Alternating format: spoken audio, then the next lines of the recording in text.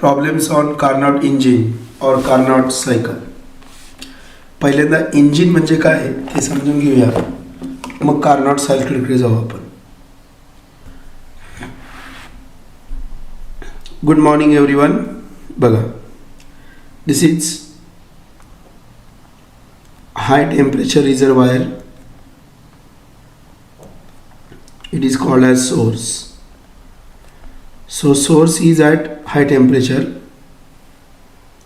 There is sink like environment or surrounding which is at low temperature. Now this is the heat engine. Heat engine operates between source and sink. Heat engine operates between source and sink. आणि engine काय करतं? Engine performs work done. The heat is added, QH be the heat added to the engine. Like petrol, diesel, त्या पद्धतीने काय झाली? Heat add झाली. So heat is added to the engine. Heat is added to the engine. Heat is added to the engine. Now QH be the amount of heat is added to the engine from the source, and W be the amount of work done performed by this heat engine. Now some part of the heat is rejected. Some part of the heat is rejected. So this is heat rejected. Heat rejected. मग कसं होणार बघा? QH एवढी heat दिली, त्यातलं काही work done झालं आणि काही हीट रिजेक्ट झाली, बरोबर. So what is W? W equal to QH minus QR. आता सगळ्यात महत्त्वाचं काय, इथं इनपुट कोण आहे? इनपुट इज हीट ॲडेड आणि आउटपुट कोण आहे? Work done. मग मला सांगा इफिशियन्सी काय असणार? इफिशियन्सी ईटा इक्वल टू काय असणार? Output by input. What is the output? Work done. Input काय? QH. मग याला जर पुढं इलॅबरेट केलं, W काय आला? QH minus QR. QH minus QR upon QH. So eta equal to 1 minus QR upon QH. Heat rejected. इथपर्यंत सगळ्यांना कळलं का? The heat engine works between source and sink. Heat engine जे आहे ते सोर्स आणि सिंकमध्ये काम करतं. सोर्स म्हणजे जिथून त्याला हीट भेटणार आहे. मग पेट्रोल, डिझेल जो चेंबर असेल तो सोर्स असेल, तो हाय टेम्परेचरला असेल म्हणून लिहिलं TH. त्याच्याकडनं हीट काय आली? हीट इंजिनला ॲड झाली. That is your input. Heat engine काय करतं? इंजिन वर्क करतं म्हणून तर गाडी पुढं पळते. So work done and some part of the heat is rejected. आता हे आपल्याला थर्मोडायनामिक, हे आपल्याला PV डायग्रामवरती घ्यायचं आहे, प्रेशर व्हॉल्यूम डायग्रामवरती घ्यायचं आहे. बघा, हे आपल्याला प्रेशर व्हॉल्यूम डायग्रामवरती घ्यायचं आहे, which is very important. He diagram तुम्ही छान समजून घ्या, कारण हे समजणं तुमच्या दृष्टीने फार महत्त्वाचं आहे. बघा, 2 adiabatic process and 2 isothermal process. 2 adiabatic process and 2 isothermal process. आता पहिलं काय? Heat added. The heat is added isothermally. The heat is added isothermally. So this is the heat addition. From point A to point B, this is isothermal heat addition. This is isothermal expansion. हे आहे isothermal expansion. ही isothermal process आहे on P V diagram. Pressure volume डायग्रॅमवरती मी ही isothermal process काढतो आहे. So from process A to B the heat is added. Heat is added. QH be the amount of heat is added into the system. Okay. आता पुढे काय होणार आहे? आयसोथर्मल एक्सपान्शन असल्यानंतर पुढे आता थोडंसं ॲडियाबॅटिक एक्सपान्शन होणार आहे बघा. Adiabatic expansion. So this is adiabatic expansion. हे आहे adiabatic expansion.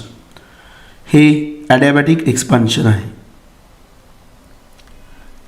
Adiabatic expansion. Now there is compression. Again the compression is isothermal.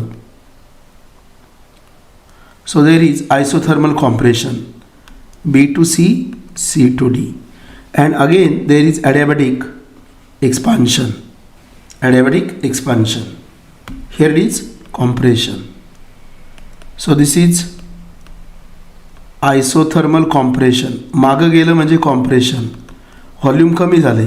C पॉईंटपासून डी पॉईंटकडे गेलं तर व्हॉल्यूम काय झालं आहे? कमी झालं आहे. So C to D there is decrease in volume.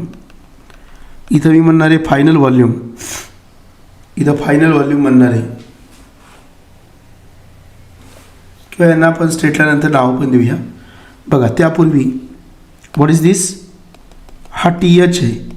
हा कर्व जो आहे तो THचा आहे, हाय टेम्परेचर लाईनचा. आणि हा जो कर्व आहे तो लो टेम्परेचर म्हणजेच TCचा आहे. इथं नाव द्यायचं राहिलं. This is adiabatic expansion. Adiabatic expansion. So this is Carnot cycle. ही आहे Carnot cycle. So Carnot cycle consist of 4 processes. 4 processes. Carnot cycle consists of 4 processes. पहिली रिव्हर्सिबल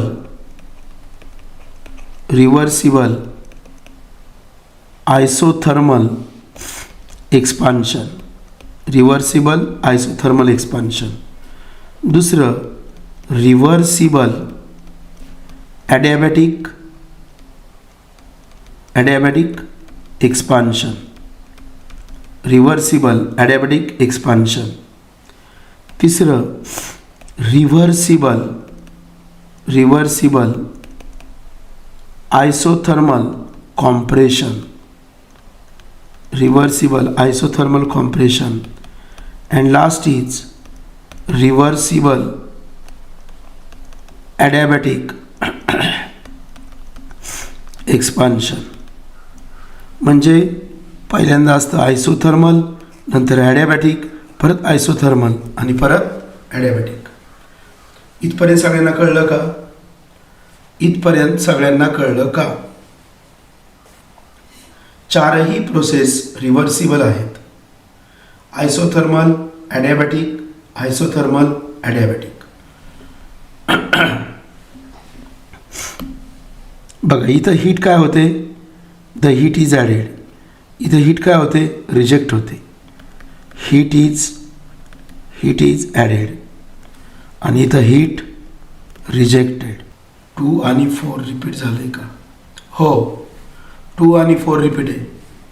2 आणि 4 रिपीट आहे. 2 आणि 4 रिपीट आहे. थोडं तुम्हाला समजायला अवघड आहे. प्रेशर व्हॉल्यूम डायग्राम काढली. Carnot cycle consist of 2 isothermal processes and 2 adiabatic processes. फार फेमस MCQ आहे. कार्नॉट सायकलमध्ये काय असतं तर 2 आयसोथर्मल कर्व असतात आणि 2 ॲडियाबॅटिक कर्व असतात. Carnot cycle consist of 2 isothermal curve and 2 adiabatic curve. आयसोथर्मललाच हीट ॲड होते आणि आयसोथर्मललाच हीट रिजेक्ट होते. Okay. So Carnot cycle consists of Carnot cycle consists of 4 processes, 2 reversible isothermal processes and 2 reversible adiabatic processes.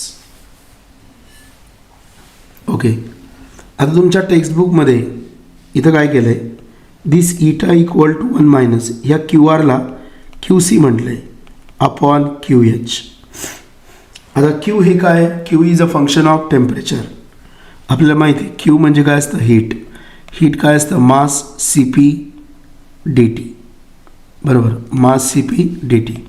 So Q is directly proportional to temperature, म्हणून eta काय येणार 1 minus T C by T H.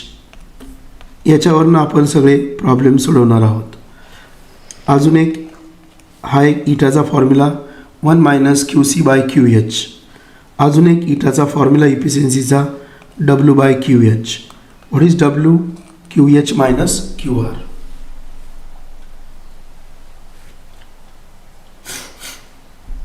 Carnot cycle consists of 2 isothermal processes and 2 adiabatic processes. A to B, A ला process start झाली, B ला process संपली. ह्या प्रोसेसमध्ये काय आलं तर आयसोथर्मल एक्सपान्शन झालं, म्हणजे टेम्परेचर कॉन्स्टंट आहे आणि याच्यामध्ये हीट काय झाली, ॲड झाली. फर्दर त्याचं ॲडियाबॅटिक एक्सपान्शन झालं B to C. C to D ला आयसोथर्मल कॉम्प्रेशन झालं आणि ह्या प्रोसेसमध्ये हीट काय झाली, रिजेक्ट झाली. आणि D टू A ला परत एकदा adiabatic expansion झालं. So this is reversible process. सगळ्यांना फॉर्म्युला कळलाय का मला सांगा, सगळ्यांना फॉर्म्युला समजलाय. परत एकदा बघा, दिस इज सोर्स, हे सोर्स आहे, हे हीट इंजिन आहे. हीट इंजिन वर्क डन करतं. Heat is added, high temperature reservoir आहे, इथं जास्तीत जास्त टेम्परेचर आहे टी एच, हाय टेम्परेचर आहे. हीट इज ॲडेड, इथं हीट ॲड झाली.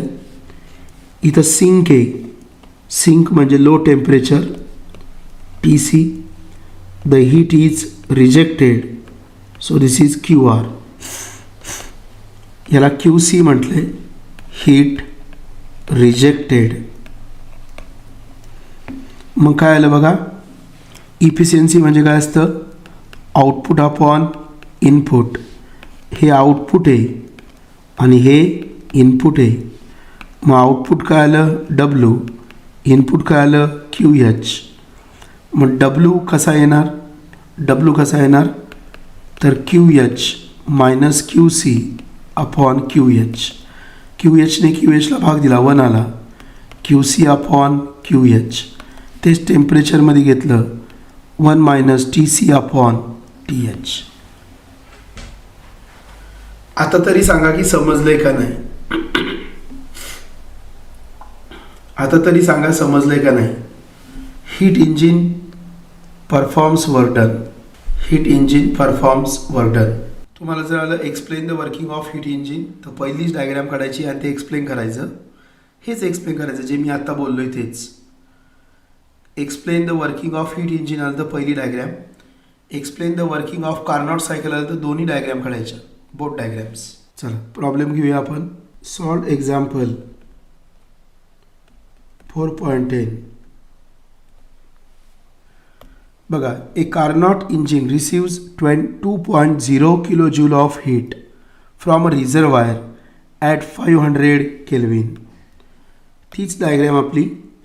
बघा, हा रिझर्वायर आहे, हाय टेम्परेचर रिझर्वायर आहे, तो 500 केल्विनला आहे. त्याच्यापासून हीट काय मिळाली, हीट इंजिनला हीट मिळाली. किती हीट मिळाली, 2.0 kilojoule of heat is received. A Carnot engine, this is Carnot engine, receives heat 2.0 kilojoule from a reservoir at 500 Kelvin and does some work and rejects the heat to a reservoir at 350 Kelvin. Heat reject केली QC ती दिलेली नाही आहे. How much work does it?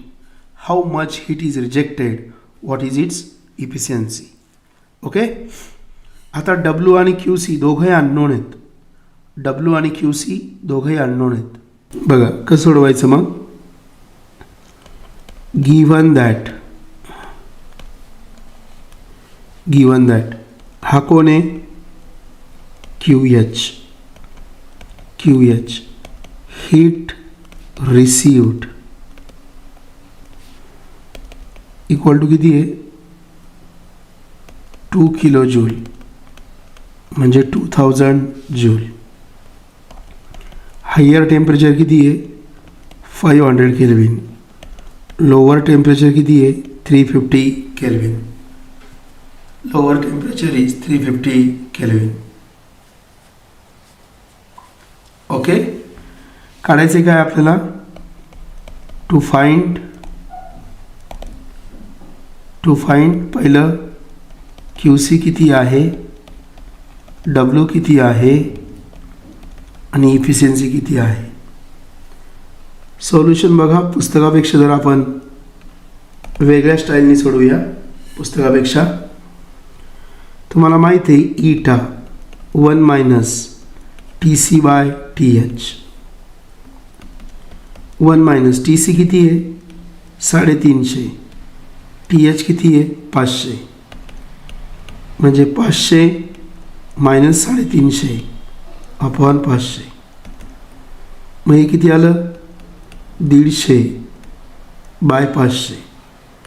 मग efficiency किती आली, 150 bye 500. 0 0 cancel, 15 bye 50.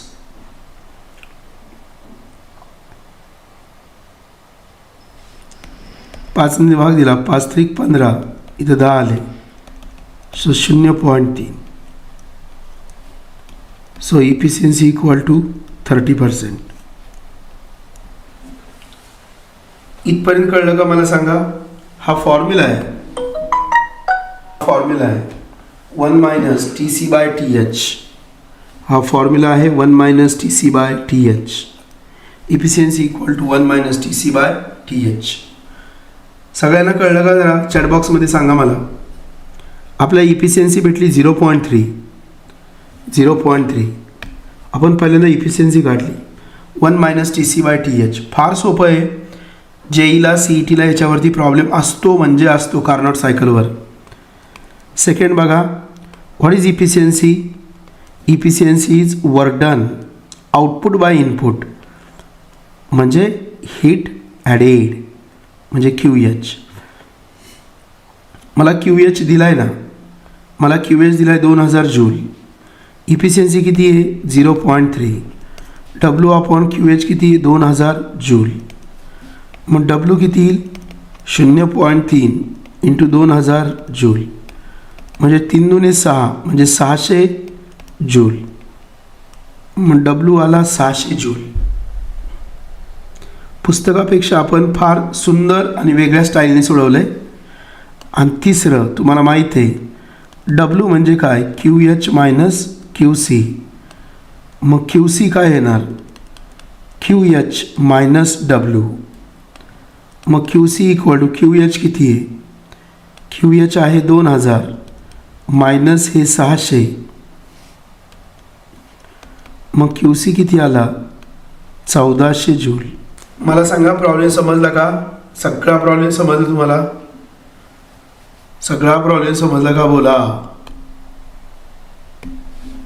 हा formula आहे eta equal to 1 minus. Next question बघूया आपण. फार इझी आहे. इफिशियन्सी म्हणजे आउटपुट बाय इनपुट. आउटपुट काय, वर्क डन. इनपुट काय, heat added. W equal to Q H minus Q C. तुम्हाला एकदा ही डायग्रॅम कळली ना, ही डायग्रॅम पाठ झाली ना तुमची का, काहीच अवघड नाही, लक्षात घ्या.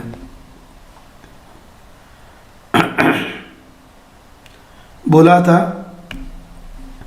Efficiency of Carnot engine is large when eta equal to काय 1 minus T C by T H. Efficiency equal to 1 minus T C by T H. मग एफिशियन्सी लार्ज पाहिजे. इफिशियन्सी लार्ज, इफिशियन्सी लार्ज पाहिजे. Efficiency large केव्हा असेल? जेव्हा TC/TH small असेल. बरोबर. TC/TH small केव्हा असेल? जेव्हा TH हा लार्ज असेल. So TH is greater than TC. TH is large.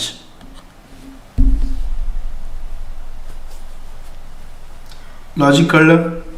He G efficiency आहे, ही इफिशियन्सी मॅक्सिमम पाहिजे, मोठी पाहिजे. ही केव्हा मोठी असेल? आता 1 तर कॉन्स्टंट आहे, मग हा जो रेशो आहे हा रेशो छोटा पाहिजे. बरोबर. Efficiency is large when this ratio is small. हा रेशो केव्हा स्मॉल असेल? जेव्हा TH लार्ज असेल. चला next question. It should be unsolved. तो अनसॉल्ड असला पाहिजे. येस, 2च क्वेश्चन राहिले मित्रांनो आपले, मग आपलं संपलं.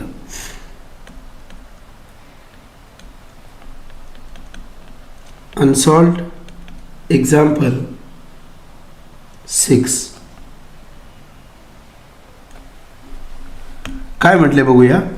तुम्ही लिहित राहा. Efficiency of Carnot cycle is 75%. Efficiency 75% दिली. If temperature of the hot reservoir, hot temperature 727 आहे, तर कोल्ड टेम्परेचर विचारलं. आपण कधी पण आहे ना प्रॉब्लेम सोडवताना इंजिन कार्नॉट सायकल काढताना नेहमी हे काढायचं. हा सोर्स आहे, हा 727ला आहे. बरोबर. हा सोर्स जो आहे ना तो 727ला आहे. त्याच्यामध्ये 273 ॲड केले तर किती झालं? 1000 kelvin. So this is source. याने काय केली? हीट दिली. तुमचा आता पाठ झाला असेल. हीट दिली. कोणाला दिली? हीट इंजिनला दिली. हीट इंजिन काय करतं? वर्टन करतं. आणि काही एनर्जी काय होते? रिजेक्ट होते. त्याला QC म्हणतात. QC rejected. बरोबर. तर हे टेम्परेचर विचारलं आहे, TC विचारलं आहे, आणि त्याची आपल्याला गिव्हन दॅटमध्ये इफिशियन्सी दिली 75%. मग सोल्युशन स्टार्ट करूया आपण. आपल्याला टू फाइंड काय आहे बघा. टू फाइंड आहे TC. सोल्युशन काय येणार? इफिशियन्सी इक्वल टू 1 मायनस वरती छोटं टेम्परेचर. लक्षात ठेवा TC/TH. पाठ करा. वरती छोटं टेम्परेचर आहे, वरती कोल्ड आहे, खाली हॉट आहे. ओके. इफिशियन्सी किती? 75%. 75/100. 1 मायनस TC तर काढायचं आहे मला. TH किती दिला आहे? 1000 केल्विन. इसको इधर ले लो, उसको उधर ले लो. So TC/1000 equal to 1 minus 75/100.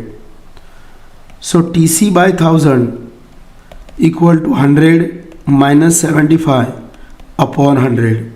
100ने भाग दिला, इथं आले 10. So TC equal to TC/10 equal to 100 minus 75 is 25. So TC equal to 25 गुणिले 10 म्हणजे TC आला 250 केल्विन. कळलं सगळ्यांना? म्हणजे किती आलं? TC equal to 250 minus 273. So TC equal to -23 degree centigrade. Carnot रेफ्रिजरेटरवरती गणित आहे. रेफ्रिजरेटर उलटं काम करतं. रेफ्रिजरेटर जे आहे ना ते उलटं काम करतं. आपण रेफ्रिजरेटर शिकूया. दिस इज सोर्स किंवा हाय टेम्परेचर रिझर्वॉयर.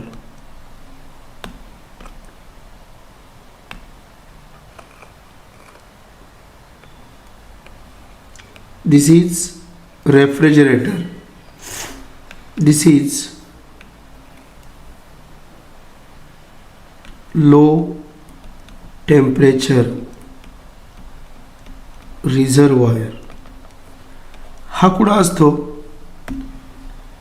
हे इनसाइड द रेफ्रिजरेटर आहे.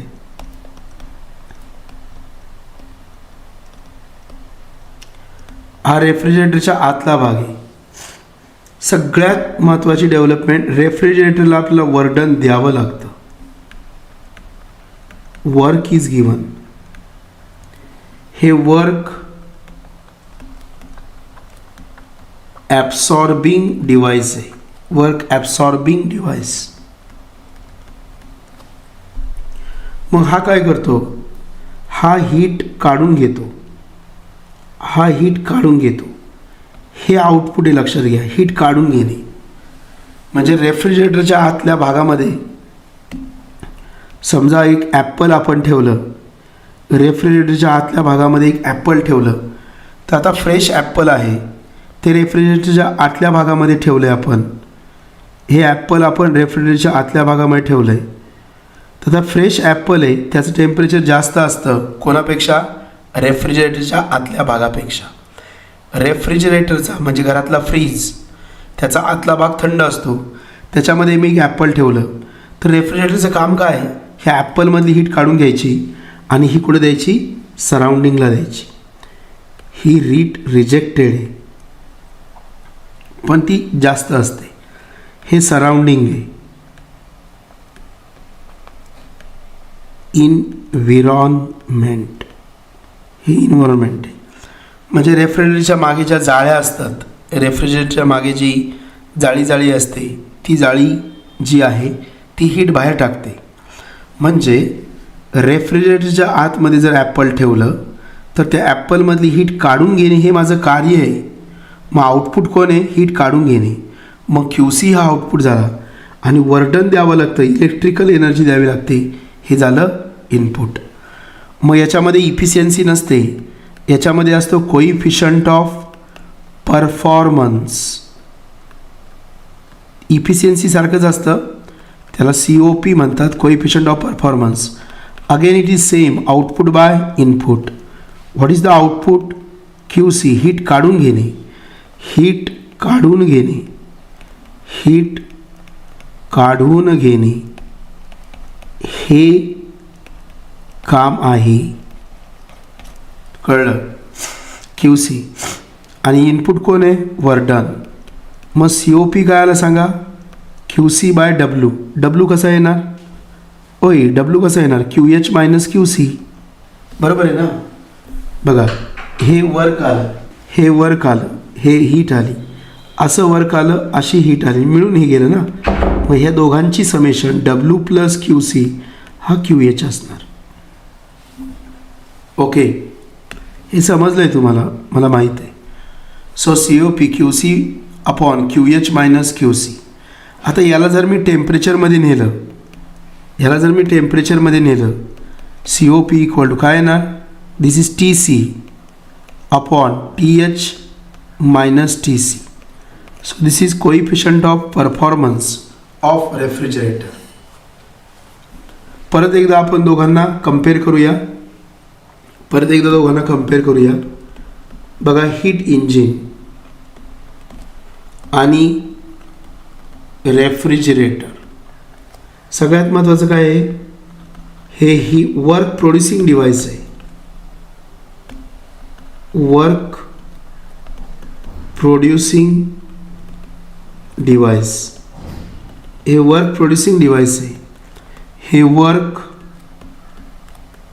ॲब्सॉर्बिंग डिव्हाइस आहे. बरोबर. याच्यामध्ये इफिशियन्सी असते, that is output by input. याच्यामध्ये कोइफिशियंट ऑफ परफॉर्मन्स असतो, आउटपुट बाय इनपुट. तिसरं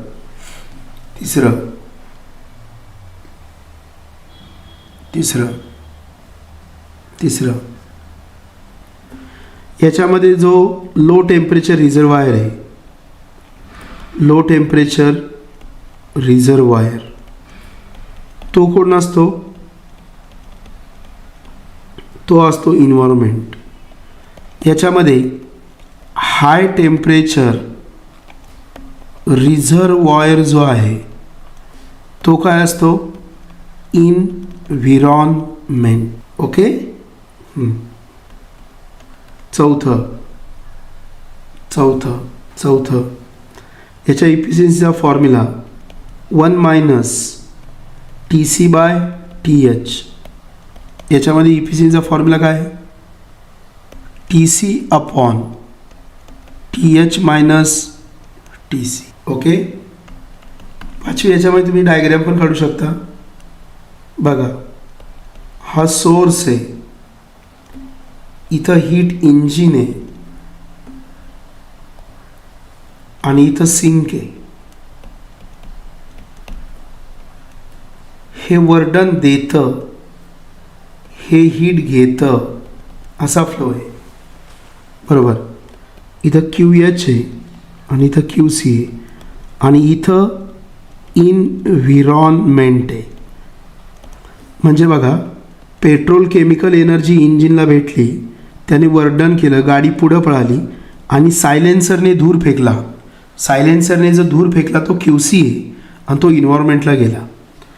हेच इथं कसं होतं बघा, दिस इज सोर्स. जरी हा सोर्स हाय टेम्परेचर रिझर्वायर असला तरी हे इन्व्हायरमेंट आहे. इथं रेफ्रिजरेटर आहे, रेफ्रिजरेटरला वर्क द्यावं लागतं, तो एनर्जी खेचतो सिंक. डिफरन्स समजला का? इथं W म्हणजे काय आहे? QH minus QC. आणि इथं W काय आहे? This QH equal to W plus QC. म्हणजे W equal to QH minus QC झालं ना. आता माझ्या मते तुम्हाला खूप छान समजलं असणार आहे. खूप छान. हे इंजिनिअरिंगला गेल्यावर परत आहे. चला आपण प्रॉब्लेम सोडूया. एक कार्नॉट रेफ्रिजरेटरवरती प्रश्न आहे. मग इथे मी काय घेणार? सोर्स. इथं काय घेणार मी? सिंक. This is refrigerator. रेफ्रिजरेटरला आपण वर्डन देतो, तो QC खेचतो, तो QH देतो. ही रेफ्रिजरेटर डायग्राम आहे. Operates between 250 kelvin and 300. Obviously इथं जास्त टेम्परेचर म्हणजे इथं 300 केल्विन आणि इथं 250 केल्विन. हे कळलं पाहिजे. Calculate the coefficient of performance. Very simple. TC/TH minus TC. So TC किती आहे? 250. हे 300 मायनस 250. 2 मार्काला गणित येऊ शकतं. 250/50. So this is 5. So COP of refrigerator is 5. सगळं फॉर्म्युल्यावरती गंमत आहे. कळलं सगळ्यांना? आपण अजून एक डिफरन्स घेऊया. The difference is very important. बघा, reversible process and irreversible process. 100% येणार आहे परीक्षेला. 100%. Very important. Reversible process and irreversible process. लक्षात घ्या, reversible process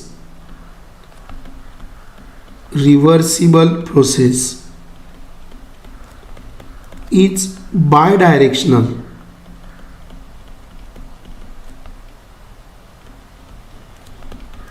Reversible process is bidirectional process.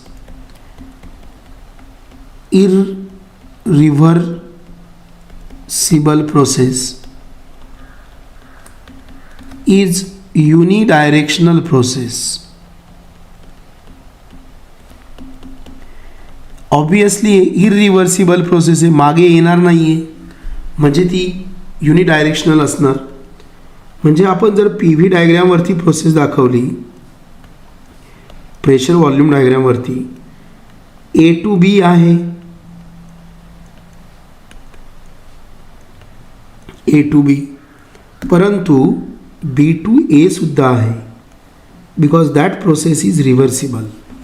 So it is bidirectional. A to B, B to A, म्हणजे A to B, A to B and again B to A.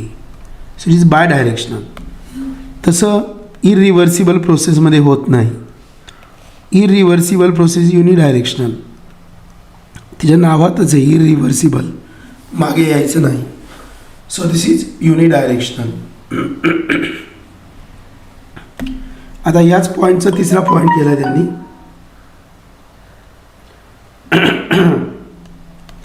Sorry, याच पॉईंटचा तिसरा point केला आहे बघा. It can takes place in only one direction.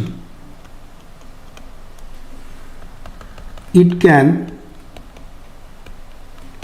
takes place in both direction. मागून पुढे, पुढून मागे.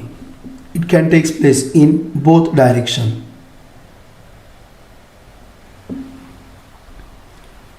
चौथा मुद्दा बघा. This process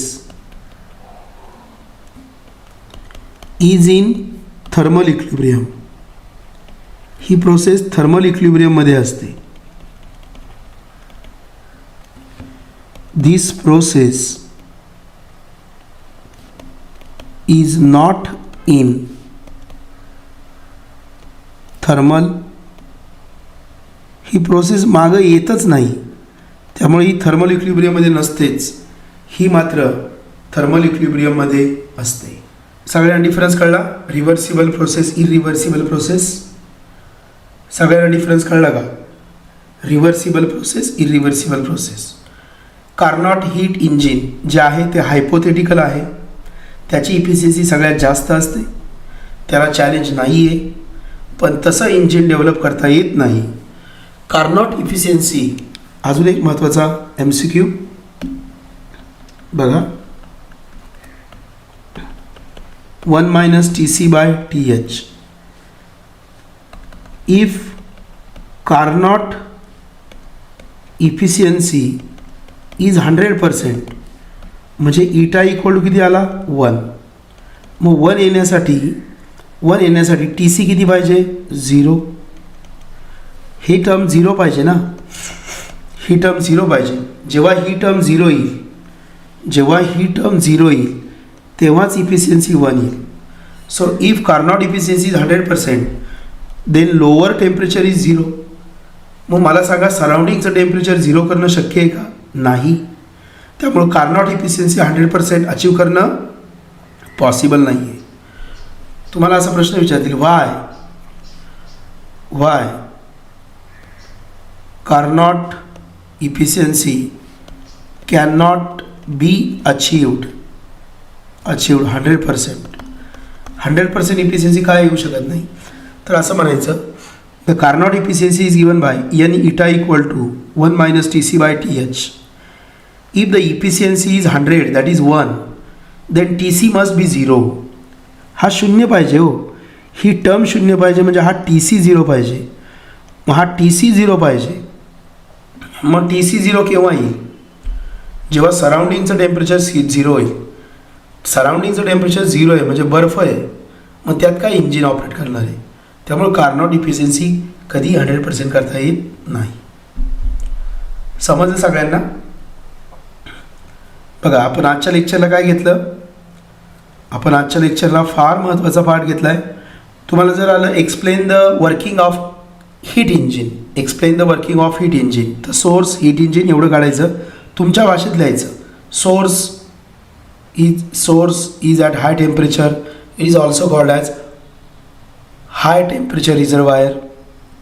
Then QH, with the amount of heat, is added to the heat engine. Then heat engine performs work done W. Some part of the heat is utilized for perform work done. Some part of the heat is rejected to the environment. असं लिहायचं तुम्ही आणि मग हे efficiency वगैरे discuss करायचं. कार्नॉट इंजिनमध्ये काय होते लक्षात घ्या. कार्नॉट इंजिनची पी व्ही डायग्रॅम काढली. ए टू बी आयसोथर्मल प्रोसेस आहे लक्षात घ्या. पी व्ही डायग्रॅमवरती जर काढलं तर अशी आयसोथर्मल असते आणि अशी ॲडियाबॅटिक असते. ही आयसोथर्मल आहे आणि ही ॲडियाबॅटिक आहे. आयसोथर्मल म्हणजे P V equal to constant आणि ॲडियाबॅटिक म्हणजे P V raise to gamma equal to constant.